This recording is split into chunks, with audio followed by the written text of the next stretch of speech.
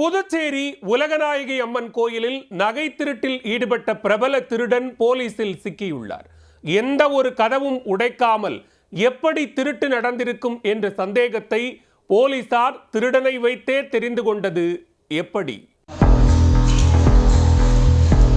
தினேஷ்னா மேல மேல போ.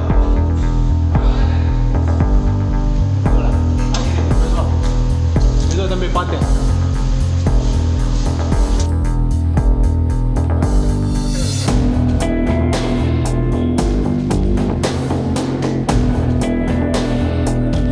கோவிலின் எந்த ஒரு கதவின் பூட்டையும் உடைக்காமல் எப்படி நுழைந்து நகை திருட்டில் ஈடுபட்டார் என்ற சந்தேகத்திற்கு திருடனை பிடித்து வந்து நடித்து காட்டச் சொன்ன சம்பவத்தின் காட்சிகள் தான் இது. அம்மன் நகைகளை திருடி போலீசாருக்கு போக்கு காட்டிய பிரபல திருடன் வசமாக சிக்கியது எப்படி? புதுச்சேரி உருடையன்பேட்டை முல்லை நகரில் உள்ள உலகநாயகி அம்மன் கோவிலில் கடந்த 31ஆம் தேதி இரவு பூஜைகள் முடித்து வழக்கம் போல கோவிலை பூட்டிவிட்டு சென்றனர்.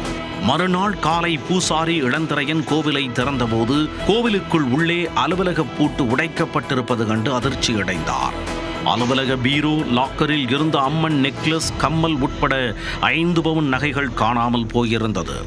மேலும் கோவில் கருவறை கதவையும் உடைக்க முயற்சி நடந்துள்ளது. அதிர்ச்சியடைந்த பூசாரி கோவில் நிர்வாகத்திற்கு தகவல் அளிக்க இது குறித்து உருளையன்பேட்டை போலீசில் புகார் செய்யப்பட்டது. புகாரின் பேரில் வழக்கு பதிந்த போலீசார் கோவிலுக்கு வந்து விசாரணை நடத்தினர்.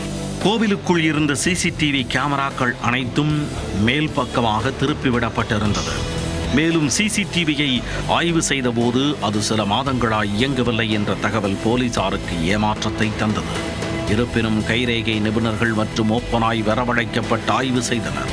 அதில் இதே போன்றதொரு சம்பவம் கடலூரில் 2 முறை நிகழ்ந்திருப்பது போலீசாருக்கு தெரிய வந்தது. அங்கு சென்று விசாரித்த போது கடலூர் குத்துப்பாக்கத்தைச் சேர்ந்த சுகுன்ராஜ் வசமாக சிக்கினார். 26 வயதான சுகுன்ராஜ் தான் உலகநாயகி அம்மன் கோவிலில் தனது கைவரிசையை காட்டியுள்ளார்.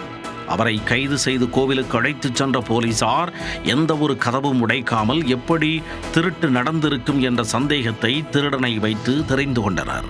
கோவிலுக்குள் எப்படி நுழைந்தான் என நடித்து காட்ட கோரினர். ஏசு எந்திரத்தின் மீது ஏறி கோபுரம் சென்று அங்கிருந்து கம்பி தடுப்புகளுக்குள் நுழைந்து மாடிக்கு சென்று தப்பிச் சென்றதை சுகுன்ராஜ் நடித்து காட்டினார்.